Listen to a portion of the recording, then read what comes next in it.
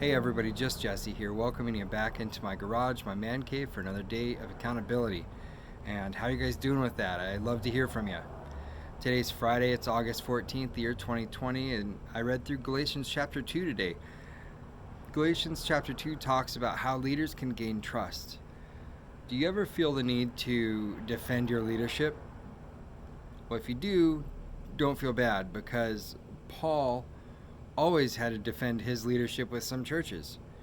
He feels compelled to speak of his trustworthiness with the church at Galatia. Paul earned their trust by investing his time learning from God, and verse 1 says that he invested 14 years before he spoke with the Galatians. He also associated with the trusted leader. Paul had Barnabas. He also took Titus with him.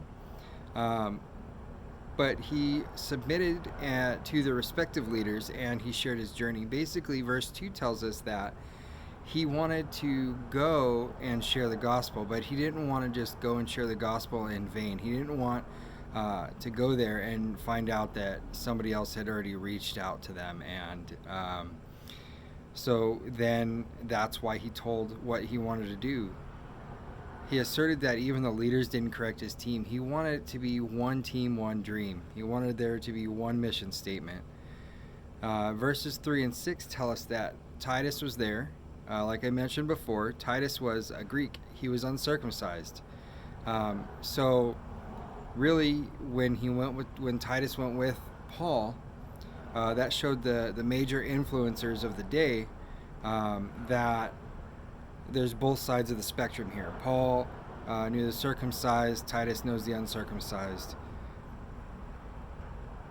Paul stood up for those who opposed God's truth. Verses 4 and 5 talk about how there were people that tried to fit in with the church just to bring it down. He actually called them spies. Paul put no confidence in people's infallibility, but he trusted in God. The influencers of the day were there, yet God doesn't show them any partiality, verse 6 says. They're just an average, everyday person, just like you and me, even though they were influencers. Paul affirms that even the leaders fully endorsed him. So James, Cephas, and John saw that Paul was ministering to the uncircumcised people, to people that weren't Jews. But they saw that Paul was doing this just like Peter had done when he was ministering to the Jews. So they gave their blessing to move forward. And verses 7 through 9 tell us that. And lastly, Paul cooperated with the present leaders and honored their request. The present leaders just asked Paul, whatever you do, just remember the poor. Don't miss out on the poor. They need Jesus just as much as everybody else.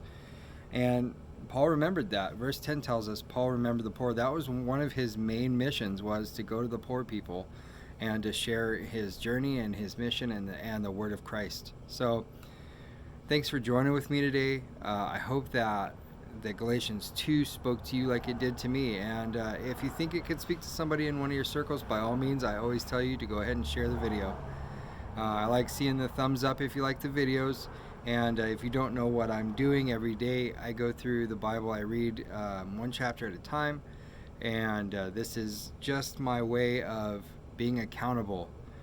Since I had such a hard time finding accountability, I decided to make these videos to you guys my accountability. So that's what I do here.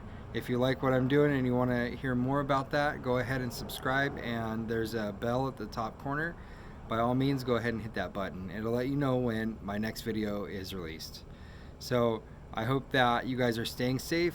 I hope that you're definitely going and growing. That's the name of the game here. And as always, I want you guys to know that I want you to be blessed. Take care.